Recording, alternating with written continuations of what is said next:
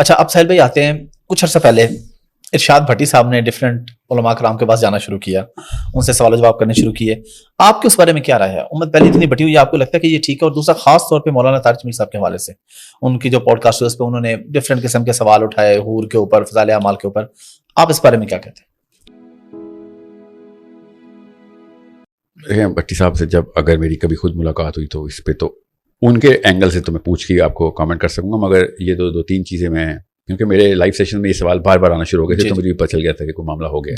فضائل اعمال کے اوپر تو میں آپ کو ویسے کلیئرلی بتا دوں کہ جو شخص بھی یہ کہتا ہے نا کہ فضائل اعمال میں یہ مسئلہ ہے, اور جس بنا پہ وہ کہتا ہے, خدا کی قسم کرنٹ ڈیفینیشن آف اسلام کی جتنی بھی اسکالرشپ ہے, چاہے وہ اہل حدیث ہو, بریلویزم میں ہو یا دیوبندیزم میں ہو, اہل تشیع میں ہو, جو جس اینگل سے وہ اسلام سکھا رہے ہیں وہی مسئلہ ہے جس کو یہ لوگ کہہ رہے ہیں فضائل اعمال میں مسئلہ ہے, جس کو میں سفید گولی بولتا ہوں.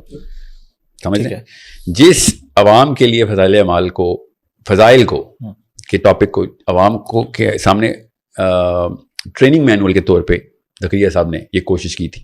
مولانا سعد کا آپ کو پتہ ہے, انڈیا والے مولانا سعد کو سنیں ضرور, آپ کو پتہ چلے اینگل کیا ہے. ایسے نہیں کوئی کتاب پکڑ کے پوری کی پوری جماعت کے اوپر آپ فائرنگ شروع کر سکتے. جتنا توحید پہ اور سننا پہ پکڑ مولانا سعد نے مجھے سکھائی ہے, مجھے کسی عرب کے اسکالر نے بھی نہیں سکھائی. اس لیے اس طریقے سے بلیٹنٹلی کسی کو زیرو سے ملٹیپلائی نہیں کرتے ہوتے, مگر میں خدا کی قسم مانتا ہوں اس نقطے کو جس نقطے پہ فضائل اعمال پہ تنقید کی جا رہی ہے. مگر جو لوگ بھی تنقید کر رہے ہیں فضائل اعمال پہ, وہ ایگزیکٹلی وہی دوائی اسلام کے نام کے اوپر باقیوں کو دے رہے ہیں. یہ زیادہ بڑی ڈیمیجنگ سچویشن ہو رہی ہے کہ میں آپ سے کہوں نا یہ والا موبائل جو ہے نا یہ نہ لینا, تو جو موبائل میں نے پہلے سے آپ کو پروجیکٹ کیا ہوا ہوگا نا تو وہ اور اسی کی مارکیٹنگ کر رہا ہوں گا میں. ٹھیک ہے, سمجھ رہے ہیں؟ ٹھیک ہے. سو میں اگر کہوں نا آئی فون نہ لینا تو اس کا مطلب ہے میں سیمسنگ کی مارکیٹنگ کر رہا ہوں. سو جو فضائل اعمال کے اوپر اعتراض کر رہے ہیں نا, وہ خود جس فلسفے کے اوپر ہیں وہ اتنی ہی سفید گولی ہے. ٹھیک ہے, سمجھ رہے ہیں؟ ٹھیک. وہ مسلمانوں کو خسیس کرنے کی بہت زبردست سازش پہلے سے کر رہے ہیں. جس لیول پہ انہوں نے کھینچا نا اصلی اسلام کا مطلب اور ایکٹیویزم کا مطلب, ٹھیک ہے, وہ اس لیے بات درست کی انہوں نے, یہ مجھے پیرایا اس لیے باندھنا پڑا ہے کہ بات درست کی انہوں نے. فضائل اعمال میں جو باتیں لکھی ہوئی ہیں وہ کیا کرتی ہیں, وہ نفسیات میں انسان کو کس اینگل کے اوپر ڈیمیج کر دیتی ہیں. تو بالکل صحیح بات ہے, تنقید بجا ہے, مگر یہ تنقید تو مطلب جس طریقے سے آپ لوگوں نے اسلام پہنچایا ہے, مسلمانوں کے جو حالات ہیں اس وقت, کیسے سیٹسفائی ہو کے بیٹھے ہوئے ہیں مسلمان, ٹھیک ہے. اور یہ جملہ بولنا کہ ہم تو اللہ اور اس کے رسول کے قرآن اور حدیث کے اوپر بات کریں گے کے اینگل سے بات کرتے ہیں, یہ فضائل اعمال تو قرآن حدیث سے ثابت نہیں, یہ آرگیومنٹ دیتے ہیں. تو میں آپ کو بھی بتاتا ہوں آج کل کا مسلمانوں کا فلسفہ کون سے قرآن اور حدیث سے یا کون سی سیرت سے ثابت ہے؟ ان حالات میں صحابہ یہ کر رہے ہوتے ہیں جو اس وقت مسلمان اسکالرشپ کر رہی ہے. یہ بتائیں امام مہدی نے آ کے سب سے پہلے کیا کرنا ہے؟ ورنہ امام مہدی کی حدیثیں سناتے رہتے ہیں, کوئی یہ بھی نہیں پوچھتا کہ امام مہدی نے ان حالات میں آ کے سسٹم کے خلاف لڑائی کرنی ہے. جی تو آپ لوگ کیا کر رہے ہیں پھر؟ آپ پھر قرآن حدیث سے ثابت نہیں ہے, کیونکہ یا تو امام مہدی ٹھیک ہے یا آپ ٹھیک ہے, یا ابو بکر صدیق سے لے کے خلفائے راشدین کا سارا دور ٹھیک تھا, مکہ کا دور ٹھیک تھا, مدینہ کا دور ٹھیک تھا, یا پھر آپ ٹھیک ہے.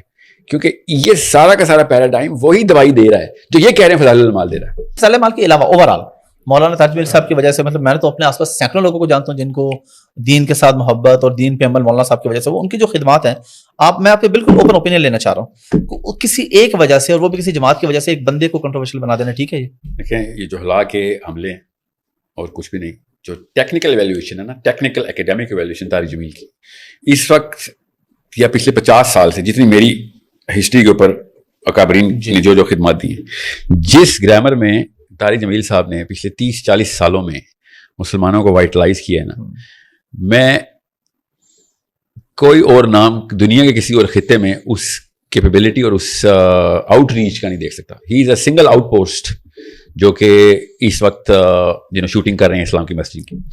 تو میں اپنے حلقے میں طارق جمیل صاحب کو بابائے قوم کہتا ہوں کہ دس از دا مین رائٹ ناؤ, اللہ ان کو حیثیت دے اور ان کی عمر دراز کرے.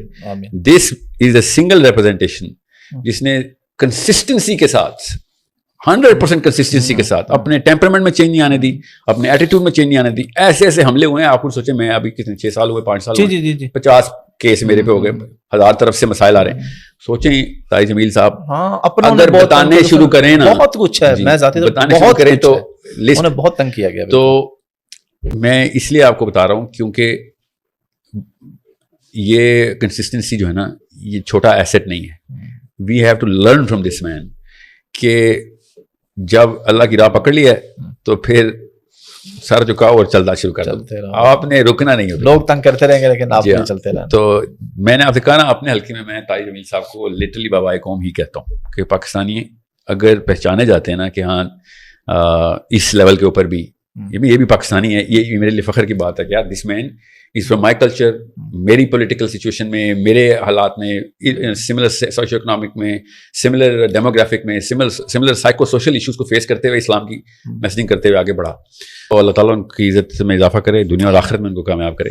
دس از دیٹ میری اوپینین یہ ہے ان کے بارے میں. زبردست. اسائل بھائی ایک چیز اور میں ایڈ کروں. جی پلیز.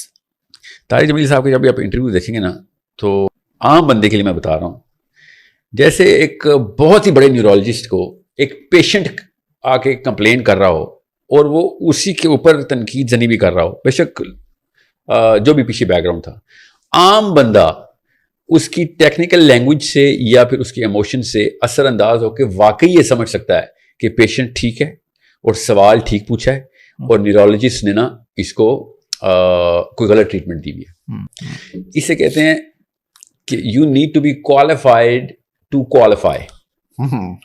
سمجھ رہے؟ ٹھیک ہے. عام عوام یا کوئی بھی ایسا بندہ جو طارق جمیل سے بات کرتا ہوں, میں اس لیے آپ کو بتا رہا ہوں کیونکہ میں اساتذہ کے ساتھ پلا بڑھا ہوں.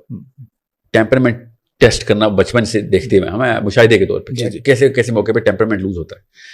میں آپ کو ایکیڈیمک, سائیکولوجیکل اور اسلامک ٹیکنیکلٹی بتا رہا ہوں کہ اگر طارق جمیل صاحب جو کہ وہ تلوار نہیں نکالتے, اگر وہ اسلام کی اس ٹیکنیکل ایویلیویشن اور کنفرنٹیشن پہ آ جائیں نا, جو کہ میرا خیال تھا کہ کئی جگہوں پہ ان کو آ جانی چاہیے تھی, مگر ان کا ٹیمپرمنٹ میرے سے مطلب میں تو سوچ بھی نہیں سکتا. سو عام بندہ سمجھ بھی نہیں سکے گا کہ میں کیا کہہ رہا ہوں کہ these people don't even stand a chance کہ یہ کتنے غلط ہیں جب وہ اعتراض کر رہے ہوتے. اور وہ جس طریقے سے صبر اور تحمل کا مظاہرہ کرے نا, وہ اس ٹیکنیکلٹی میں اگر آپ سمجھیں گے تو آپ کو پتہ چلے گا کہ اس کے 100 وہ جواب ہیں جو کہ وہ دیں ادھر, یا 3-4 بیسک سے سوال کر لینا تو اگلا بندہ اپنے وہ جو ریت کا محل بنانے کی کوشش کر رہا ہے ایسے گر جائے گا. مگر یہ اس بندے کی بردبادی ہے کہ وہ اگلے بندے کو تہذیب کے یا اس میں نہ ڈال دے, وہ اپنے ٹیمپرمنٹ کے ہاتھوں مجبور ہیں طارق جمیل صاحب. ٹھیک ہے کہ نہیں بھائی, میرا کام اس وقت اسلام کو اور اگلے بندے کی وقار کو بڑھانا ہے تاکہ اسلام کی طرف ایسے ایسے بندوں نے, آپ نے شاید دیکھا نہیں دیکھا, میں نے دیکھا ہوا ہے طارق جمیل صاحب کے سامنے وہ بدتمیزیاں کی ہیں. اور اس بندے نے اس طریقے سے اللہ تعالیٰ ان پہ رحم کرے, ایسے اس کنسسٹنسی آف میسجنگ میتھڈالوجی کو پکڑا نا کہ اگر میں نے اس کا جواب بھی دے دیا نا تو یہ بندہ دین سے چلا جائے گا. تو میں اپنا ایگو نیچے رکھ دیتا ہوں, اس کا وقار بڑھا دیتا ہوں, کیونکہ کل اس نے دین پہ سے غائب ہو جانا, میرا کیا ہو جائے گا, 4 بندے تو کر دیں گے, کیا ہوتا ہے اس سے. یہ بندہ یہ نہ ہو اس کی وجہ سے کہیں ایسا امپریشن آ جائے کہ میں نے ٹیمپرمنٹ لوز کر دیا. میں پھر بتا دوں کہ عام بندہ یہ بات سمجھ نہیں سکتا جو میں کہہ رہا ہوں, کیونکہ most people are not qualified to qualify کہ وہ کام کیا ہو رہا ہے, کام کیا ہو رہا ہے. بالکل. اور یہ صرف اور صرف وہ اکیڈیمک لیول میں دیکھ رہا ہوں کہ جس لیول پہ وہ کئی دفعہ مسکرا دیتے ہیں کہ یار یہاں پہ بنتا ہے تیرا جواب, مگر وہ روک جاتے ہیں. سو یہ عام بندہ جو ہے نا اس وقت کا جو 20s 30s 40s میں بھی ایون ارلی 50s میں وہ مناظرے اور لڑائیوں اور کانفرنٹیشن کا حصہ, اور اس کے تھرو اچیومنٹ لیتا ہے. Tariq Jameel has always sacrificed that achievement. He does not call it an achievement کہ تجھے ہرانا اچیومنٹ ہے ہی نہیں, تجھے جتانا اچیومنٹ ہے. یہ بات عام بندے کو سمجھ نہیں آئے گی, یہ ان کو سمجھ آئے گی جو کہ اس دعوت تبلیغ کے میسیجنگ کو کے نہج کے اوپر ہیں. ان کو پتہ چلے گا کہ اگلے کو جتانے کے لیے وہ بندہ بیٹھا ہوا ہے, آپ جو مرضی کر لو اس کو کیسے اثر کرو گے, سمجھ رہے ہیں. تو اگر وہ کسی طریقے سے کیا بھی دیتے ہیں نا کہ یار تجھے کیا مطلب, تو اس کا یہ مطلب نہیں ہوتا کہ وہ آپ پہ نقب لگا رہے ہیں.